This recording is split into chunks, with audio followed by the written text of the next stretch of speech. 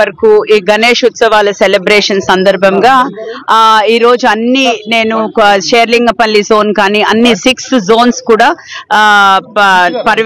పర్యవేక్షణ జరగడం జరుగుతుంది. ఎందుకంటే ఈ రోజు చెరువులు ఎస్పెషలీ చెరువులు ఎక్కడైతే లేక్స్ బేబీ పాండ్స్ అవన్నీ కూడా చూడడం జరుగుతుంది.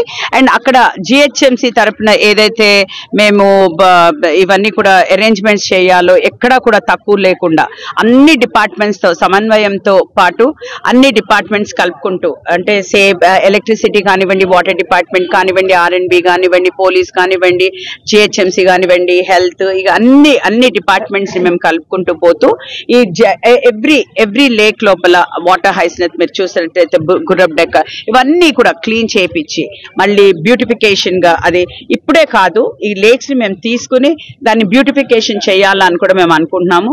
అంటే పర్మనెంట్ గా మెయింటెనెన్స్ కూడా చేయాలి అనేసి ఒక ఉద్దేశంతో ఈ రోజు అన్ని లేక్స్ కూడా మేము తిరగడం జరుగుతుంది. అయితే ప్రత్యేకంగా ఈ రోజు అంటే ఈ 10 రోజుల పాటుగా ఏదైతే ఉత్సవాలు జరుపుకుంటున్నామో అన్ని పీస్ఫుల్ గా ఎవ్రీవేర్ అందరు కార్పొరేటర్స్ ని కలుపుకుంటూ పోతూ జోనల్ కమిషనర్ గారు కానివ్వండి, ఇక్కడ ప్రజాప్రతినిధులు కానివ్వండి, ఇక్కడ లోకల్ లీడర్స్ కానివ్వండి, అందరికీ కూడా ఒకటే నేను విజ్ఞప్తి చేస్తున్నాను ఏంటంటే వాళ్ళ సేఫ్టీ కోసం మేము చేస్తున్నాం కాబట్టి వాళ్ళ కోఆపరేషన్ కూడా మాకు ఎంతో అవసరము.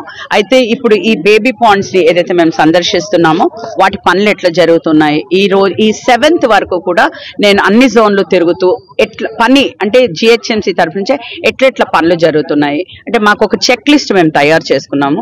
అంటే ఫర్ ఎగ్జాంపుల్ ఇప్పుడు వినాయకుడు వచ్చే రూట్ లో ఎట్లా ప్రూనింగ్ జరగాలి, చెట్లు ప్రూనింగ్ ఎట్లా జరగాలి, రోడ్లలో ఇప్పుడు వినాయకుడు వస్తుంటే టస్కర్లు అవి వస్తుంటాయి కాబట్టి రోడ్స్ కూడా చాలా సాఫీగా ఉండాలి. అంటే ఎక్కడైతే ప్యాచ్ వర్క్ నీడెడో అది ఉండాలి. అంటే ఇట్లాంటి చిన్నవి అంటే చిన్నగా అని అనిపిస్తాయి కానీ ఇవి పెద్దవి, ఎందుకంటే ఒక పండగకి కావాల్సినవి ఇవన్నీ కాబట్టి ఇవన్నీ కూడా ఏ భక్తుడికి కూడా ఎక్కడ ఈ నిర్వాహకులకు ఎస్పెషలీ ఏ ఇబ్బంది రాకుండా జిహెచ్ఎంసి అన్ని చూసుకుంటుంది అనేసి అందరికీ చెప్తూ మళ్ళీ ఒకసారి ఇదంతా అయిపోయాక 7th తర్వాత ఇవన్నీ పనులు పూర్తయిపోయాక మళ్ళీ ఒకసారి నేను వచ్చి మళ్ళీ ఒకసారి ఇన్స్పెక్షన్ చేయడం జరుగుతుంది.